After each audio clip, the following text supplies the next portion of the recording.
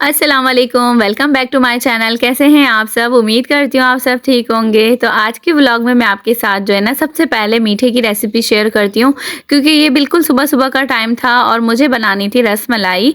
और जैसे कि मेरी बड़ी सिस्टर के दोनों बेटे मेरे वालिद के साथ आ रहे थे, तो इस वजह से उनकी फरमाइश थी कि जो है ना आनी हमारे लिए जो है ना रसमलाई बनाइएगा। तो इस वजह से मैं जैसे ही सो के उठी तो मैंने यही सोचा कि दिन भर फिर मेरे दूसरे काम होंगे, मुझे टाइम नहीं मिलेगा, तो मैं सबसे पहले जो ना मीठा बना लेती हूँ। तो यहाँ पे मैंने ना 1.5 किलो दूध ले लिया था, ठीक है? और आधा कप जो है ना मैंने चीनी ऐड करके 3 हरी इलायची ऐड करके उसे पकने के लिए रख दिया। 1 कप मैंने मिल्क पाउडर ले लिया था, ठीक है? और 1 टेबल स्पून मैंने मैदा ले लिया और 1 टीस्पून बेकिंग पाउडर ले लिया है, ठीक है? बेकिंग सोडा नहीं लेना है।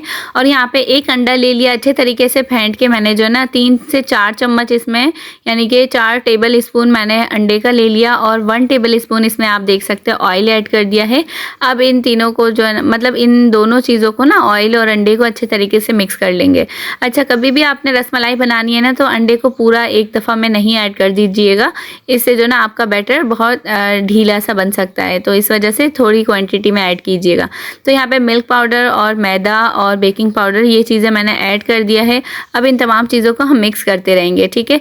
और इस हिसाब से जब आपको जैसे इसकी कंसिस्टेंसी बहुत ज़्यादा हार्ड लग रही होगी तो उस हिसाब से आपने ना 1-1 चम्मच अंडे को ऐड कर दीजिएगा, ठीक है? तो यहाँ पे आप देख सकते हैं कि मैंने जितनी मुझे चाहिए ना मैं इस तरीके से ऐड कर रही हूँ, लेकिन लास्ट में ना मुझसे एक गलती ये हुई है कि आखिर में भी जो ना मुझे 1 चम्मच की ज़रूरत थी, मैंने जितना बचा हुआ अंडा था ना वो फिर मैंने सारा ऐड कर दिया। तो मेरा जो ये मतलब मुझे एक ना डो कंसिस्टेंसी में रखना था। ये देखें, यहाँ पे मैंने ये सारा ऐड कर दिया। तो मुझे ये सारा ऐड नहीं करना था, थोड़ा रख लेना चाहिए था ताकि अगर कम लगे तो फिर मैं ऐड करती। अब यहाँ पे जो ना आप देख सकते हैं कि ये जो है ना अब मुझसे संभल नहीं रहा था ये मिक्सचर। ये देख सकते कितना जो है ना आप इसका टेक्सचर देख सकते हैं कि ये ना थोड़ा सा ज़्यादा जैसे कि हाथ में ना स्टिकी सा हो रहा था। तो बस मुझे ऐसा नहीं करना था। एक जैसे हम रोटी का पेड़ा जैसे हमारा होता है ना, जो हम घुमाएं तो वो अच्छे से गोल सा घूम रहा होता है, तो बस हमें वो कंसिस्टेंसी चाहिए थी। लेकिन यहाँ पे मैंने फिर भी कोशिश किया था कि इसे मैं अच्छे से मिक्स करूँ। ये आप देख सकते हैं मैंने बहुत अच्छे से इसको जो ना गूंदा है जैसे कि हम आटा गूंदते हैं। लेकिन वही बात है कि मेरे से जो ना अंडे का हिसाब जो ना थोड़ा सा, यानी अगर मैं 1 चम्मच भी यानी 1 टेबल स्पून भी रोक लेती ना तो ये कंसिस्टेंसी नहीं होती। तो बहरहाल अक्सर ही मैंने 2 मरतबा, यानी कि पहले भी मैंने मेरे चैनल में रसमलाई की रेसिपी शेयर की है, वो बहुत अच्छी रेसिपी बनी थी। इस बार जो ना मुझसे थोड़ा सा ज़्यादा जैसे कि अंडा डल गया। तो आपने देखा फिर बाद में मैंने मिक्स करा जब इस स्पैचुला से, तो वो जो है ना बहुत अच्छी कंसिस्टेंसी डो की आ गई थी। तो उसे मैंने रख दिया था एक तरफ और दूध को भी चेक कर लेंगे साथ साथ। जो है ना दूध को भी हमें ना चमचा चलाते हुए जैसे कि एक रबड़ी टाइप की जो होती है ना वो बन जाए। और बहुत ज़्यादा नहीं गाढ़ा करना है, हमें नॉर्मल करना है, क्योंकि हमें ये रसमलाई के जो छोटे छोटे पेड़े बना के जैसे हमें जो है ना जिस साइज़ का भी आपको बनाना है आप वो साइज़ का बना के ऐड करते रहिए। तो यहाँ पे आप दूध का भी ख्याल आपको रखना है कि ये बॉइलिंग कंसिस्टेंसी में होना है, ठीक है? तो यहाँ पे मैं आपको दिखा रही हूँ कि मैंने कुछ गोलियाँ जो है ना गोल गोल सी बनाई थी और कुछ जो है ना थोड़ी सी चपटी सी बनाई थी। लेकिन अक्सर ही ऐसा होता है कि जो मैं चपटी सी बनाती हूँ ना वो कुछ ज़्यादा ही फिर ना फैल जाता है। तो ये आपने देखा है। इंशाल्लाह मैं अभी कुछ दिनों के अंदर ही जो है ना मैं सही से दोबारा से ये रेसिपी ट्राई करूँगी और उसका जो ना शेप में थोड़ा सा ना लंबा सा रसगुल्ले जिस स्टाइल के होते हैं उस तरीके का मैं बना के ट्राई करूँगी इंशाल्लाह, वो भी मैं आपके साथ शेयर करूँगी। तो बस ये फिर मैंने जो ना तमाम जो रसमलाई के पीसेस हैं वो ऐड कर दिया था और आपने देखा साबुत हरी इलायची जो मैंने डाली थी वो इस टाइम पे मैंने निकाल लिया था। अच्छा, आप इस टाइम पे देख सकते हैं कि मैंने 10 मिनट के लिए सिर्फ जो है ना कवर करके पकाया है ताकि ये ऊपर से भी जो ना स्टीम में पक जाए अच्छे तरीके से। तो इसे उलट पुलट करने की इतनी ज़रूरत नहीं थी और ये काफ़ी हद तक जो ना इसका जो रसमलाई का जो नीचे वाला हिस्सा है वो ना बहुत ज़्यादा सॉफ्ट हो चुका था।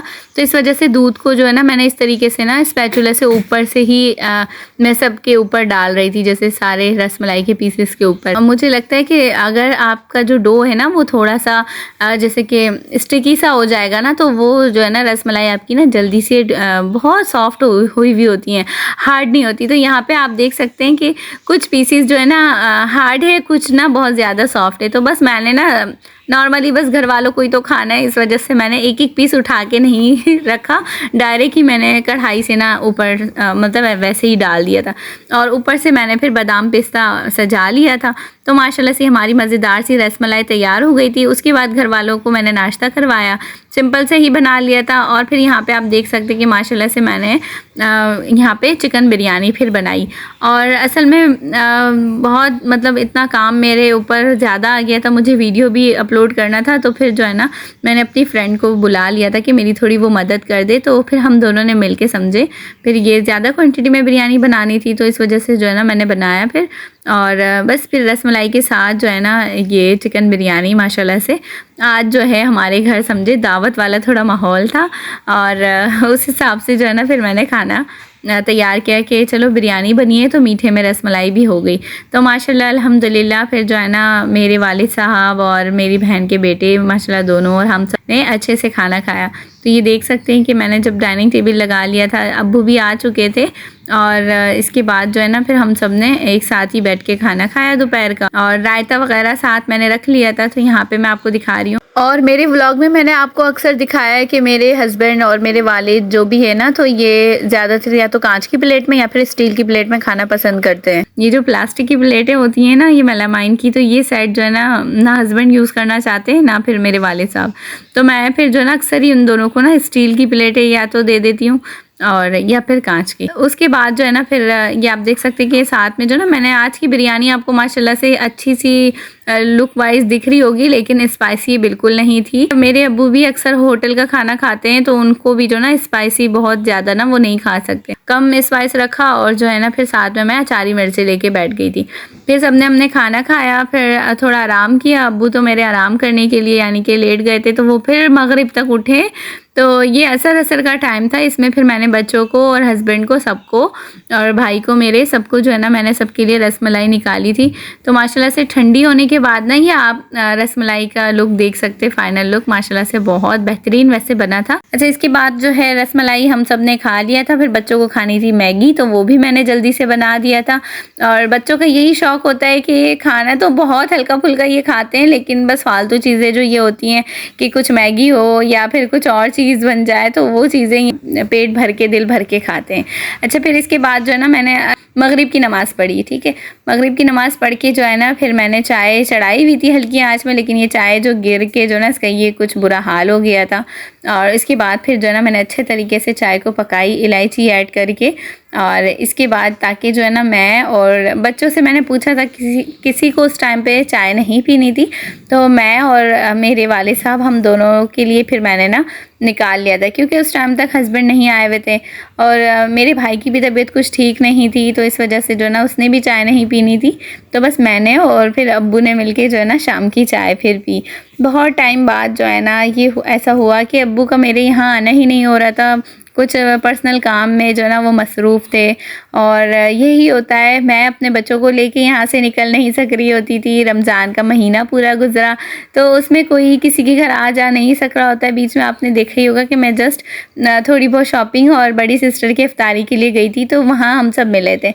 लेकिन इसके बाद जो है ना फिर अब्बू का भी आना नहीं हो रहा था। तो अभी जो है ना ईद में ऐसा होता है कि पहले दूसरे दिन तक जो है ना लोग फिर अपने ससुराल में और इधर उधर ही दावतें खा रहे होते हैं। तो फिर अब्बू जो है ना मेरे वो इस वजह से फ्री थे, तो उन्होंने कहा चलो, फिर मैंने भी कहा कि चलो आप आ जाएं यहाँ पे, चक्कर लगा के जाएं, मिल के जाएं मेरे बच्चों से भी और मुझसे भी। तो फिर वो इस वजह से ना आ गए थे। तो जब जैसे ही अब्बू का आना हुआ तो बड़ी सिस्टर के दोनों बच्चे फिर पीछे ज़रूर लगते हैं कि हमें भी लेके चले नाना, फिर अब्बू लेकर आए इन दोनों को भी। तो बस माशाल्लाह से ये हमारा दिन गुजर गया था। अब मैं नेक्स्ट व्लॉग में बाकी का व्लॉग आपके साथ शेयर करूँगी, क्योंकि 2 दिन के लिए मतलब कि एक दिन शाम तक अब्बू और बच्चे आए थे और अगले दिन शाम तक वो लोग चले गए थे। तो नेक्स्ट डे मैं आप लोगों के साथ बाकी का व्लॉग शेयर करूँगी। मिलती हूँ मैं नेक्स्ट व्लॉग में, तब तक के लिए अपना ख्याल रखें, मुझे दुआ में याद रखें। अल्लाह हाफिज़।